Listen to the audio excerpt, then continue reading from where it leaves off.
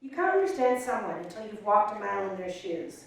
This couldn't be more true when thinking about the 4th grade unit on migration.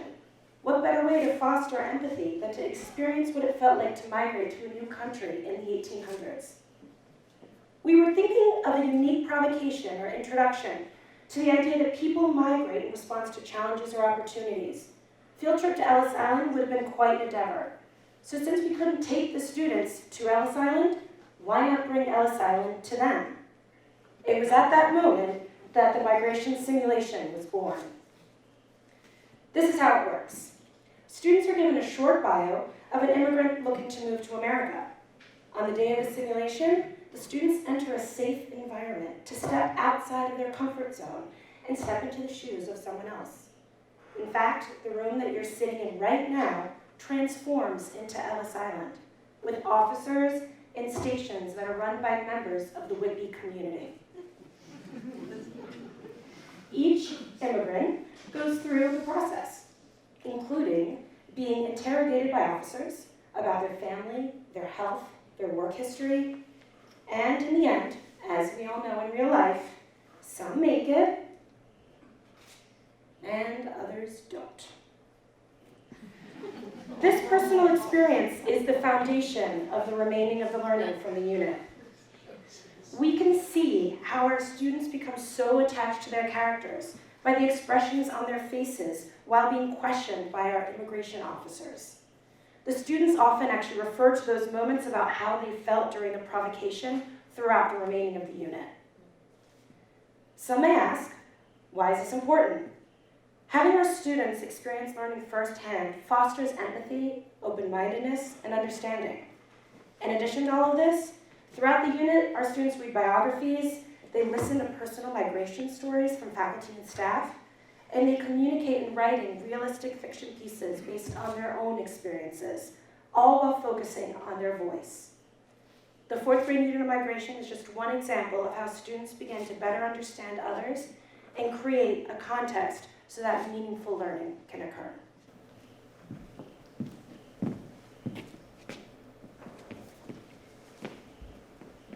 So in 7th grade art, we go from hearing about walking a mile in someone else's shoes to literally walking miles in Bushwick, Brooklyn.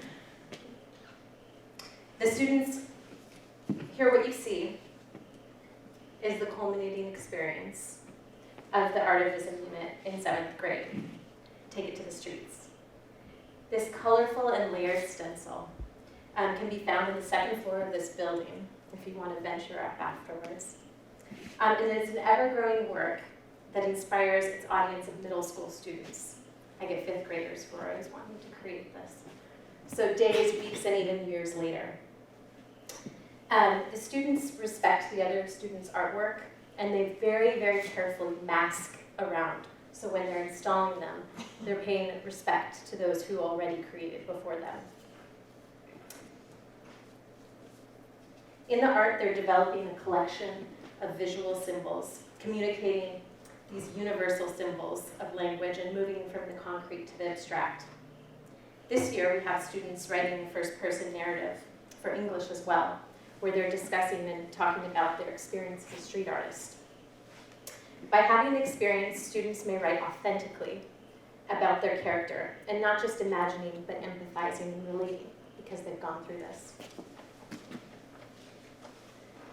Bushwick is a full sensory experience, and activating their ideas and expanding possibility.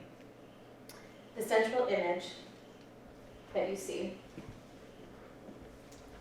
is our statement of inquiry. It's our guiding statement of the unit. By sharing my ideas, I can highlight issues of injustice and prompt cultural change in my community, imagining a hopeful future. So from melting polar bears to football heroes on knees and paw prints and Wonder Women, these images reflect the 7th grade's visual culture, youth culture, our culture. So they're the combinations and hybrids of symbols that have existed long before they have. Symbol recognition is just one of the many skills that these students are practicing, along with practicing the empathy and recognition of audience.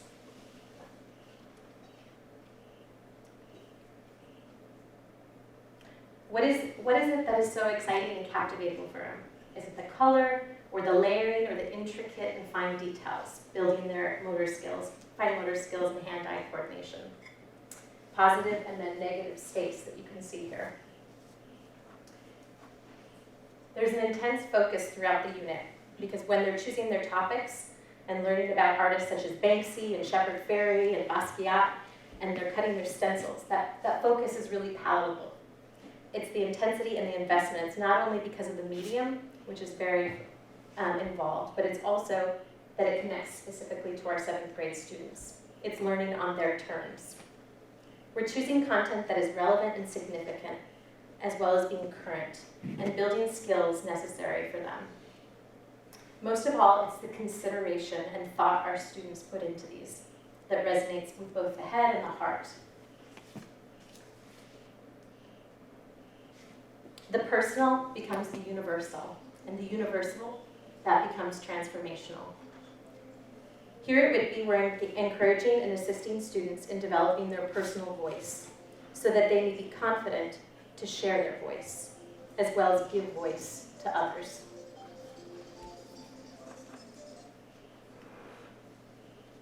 It's about understanding your experience and your piece and how that fits into the whole.